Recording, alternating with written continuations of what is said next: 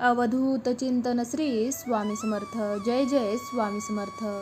18 महिन्यांचा वनवास. भाग्यस्थानातील मंगळ आता सुख देईल. या 3 राशींना शुभफळ.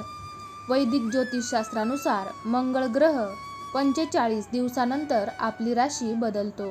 मंगळ हा भूमी, शौर्य, पराक्रम आणि रक्ताचा कारक मानला जातो. त्यामुळे मंगळाचे राशी परिवर्तन होते तेव्हा या क्षेत्रांवर विशेष परिणाम दिसून येतो. मंगळाचे आता जुलै महिन्यात राशी परिवर्तन होणार आहे. यामुळे काही राशींचे भाग्य उजळू शकते. या राशींना मालमत्ता आणि नोकरी व्यवसायात चांगला नफा मिळू शकतो. जाणून घेऊया कोणत्या आहेत या भाग्यशाली राशी. पहिली राशी आहे कन्या राशी.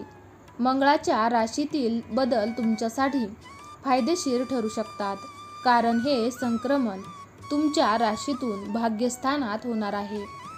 त्यामुळे या काळात तुम्हाला तुमच्या कामात नशिबाची साथ मिळेल. तसेच तुमचे प्रलंबित कामे पूर्ण होतील. नोकरदारांच्या पगारात वाढ होईल आणि व्यावसायिकांना चांगले आर्थिक लाभ मिळतील. मंगळाच्या प्रभावामुळे तुमच्या नेतृत्व क्षमतेत मोठी वाढ होईल. तसेच या काळात तुम्ही देश-विदेशात प्रवास करू शकता. तसेच या काळात स्पर्धात्मक विद्यार्थ्यांना कोणत्याही परीक्षेत यश मिळू शकते. दुसरी राशी आहे मेष राशी.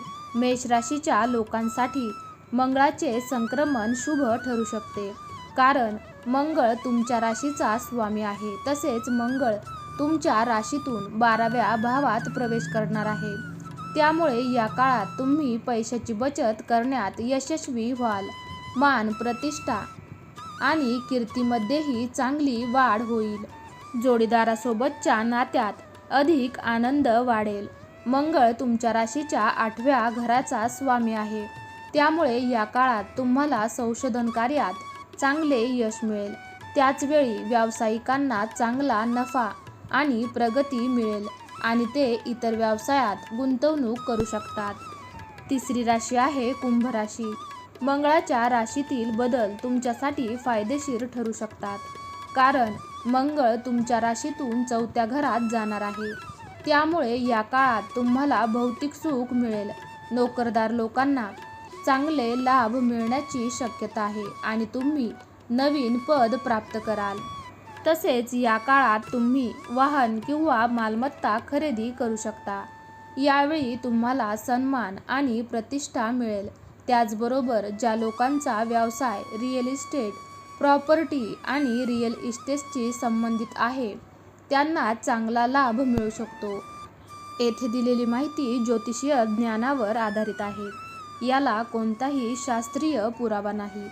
श्री स्वामी समर्थ. जय जय स्वामी समर्थ. तुम्ही जर श्री स्वामी समर्थांचे खरे भक्त असाल तर कमेंट बॉक्समध्ये स्वामी आई मी तुझं बाळ आहे टाईप करा. भाग्यवंत ठराल. तुम्हाला आजचा हा व्हिडिओ जराही आवडला असेल तर व्हिडिओला लाईक करा. हा व्हिडिओ तुमच्या मित्रमैत्रिणींसोबत तसेच नातेवाईकांसोबत जरूर शेअर करा.